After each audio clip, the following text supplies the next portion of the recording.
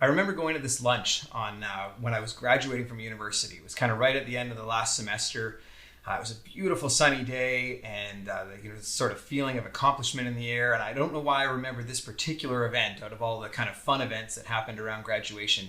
But I remember being at this lunch and having a discussion with one of the professors, and being asked the question, so what's next for you, Jason? And I remember responding with, you know what, I think I'm going to write a book. And it was so interesting because it's not like I came out of university, and that was quite a few years ago now. And I want to tell you that I sat down and wrote this book as soon as I graduated and rocketed off to success in all these different areas of life. But that isn't how my life has played out, and I highly doubt that it's how your life has played out either. And I don't think it's really played out that way for anybody. That conversation has always sort of stuck with me, planted a seed in me. And, it was interesting. A couple of weeks ago, I had the opportunity to go and speak to a group of young men kind of about leadership. And one of the questions that they asked me was, they said, hey, Jason, for where you are in life, has life played out exactly the way that you had thought that it would? Coming from university to today, or coming out of high school, these were kind of high school aged young men. Has life played out the way that you thought it would? And I laughed out loud because I don't know about you, but I don't think anyone's life has played out exactly as they thought it would. I don't think anybody sitting over a 20-year time period of your life would look at it and go, yeah, that's exactly what I thought would happen. Life happens to all of us. Life, the ups and downs, the goods and the bads. And it's not always going to be able to be something that we can predict. We're going to have to walk through those pieces. If your life has played out perfectly over the last 20 years, can you please write me a note? Because I would really like to chat. I would like to learn from you.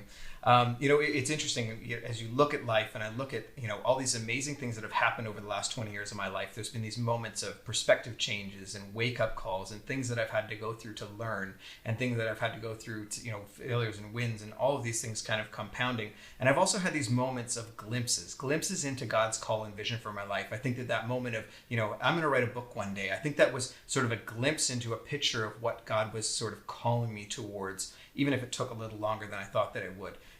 It was a big dream, and I think we go through life. You're probably similar to me. We have these big dreams, and then life happens. The ups and downs of life happen, and eventually we sort of wake up in this moment, and we're looking at it and going, "Well, how did I get here?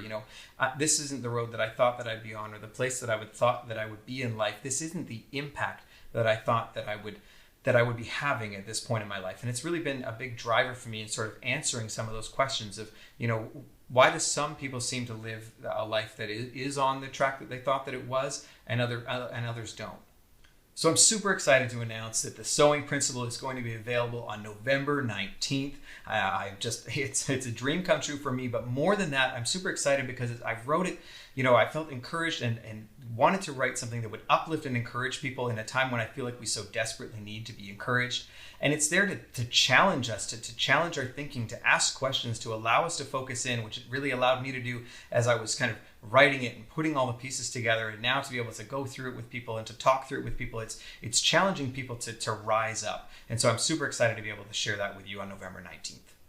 The Sowing Principle is a framework for looking at all that God has blessed you with, all that he's calling you to, and then how can you discern whether or not you're moving towards or away from God's call in your life.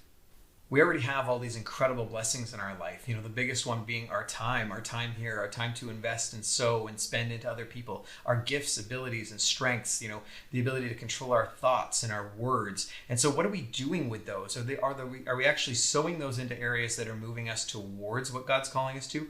And that's the big question that I sort of ask in the book is, how are you sowing the seeds that you've been given? And recognize the seeds, and then are those seeds moving us towards or away from God's word? Over the next couple of videos, I want to dive in and take some of the concepts from the Sowing Principle and sort of unpack them and share them with you.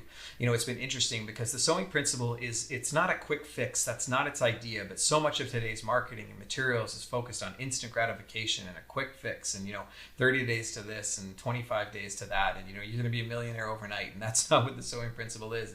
It's a long fix. It's a perspective shift to look at the way that, moving towards God's call in your life, and God's call in your life is a long game. It's your life in his kingdom. So it's, how can we move his kingdom forward and sow seeds into a harvest that we may not even see or realize in our lifetime. And so that I'm really excited to be able to sort of share that with you and give you that framework to be able to look at life, look at the blessings, and then identify all these seeds that we have and say, okay, so how can I sow those seeds? Where should I be sowing those seeds? And why am I going to continue to sow those seeds when it gets tough, when it gets challenging, when life happens? And that's kind of what the framework gives you, as a way to walk through those questions and answer those questions. I was working on the book a couple of months ago in a coffee shop and got into a great conversation with a young man who is studying to go to medical school. Super sharp, really great head on his shoulders, and you can just tell he's got great things in front of him.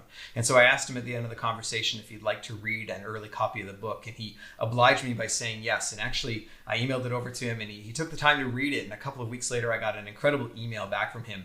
And he just said that the book reignited a flame inside of him to strive for a higher standard in his thoughts, his behaviors, and his actions. And it was incredibly encouraging. And that's my prayer for you as you get the opportunity to read this book in the future, or be encouraged by these videos, that you just be encouraged to strive for a higher standard in your life. Not my standard, but the standard of what God's calling you to, the standard of God's incredible vision for your life. So I really look forward to the opportunity to get that into your hands so that you can hopefully be reignited as well to strive for just that higher standard in your life.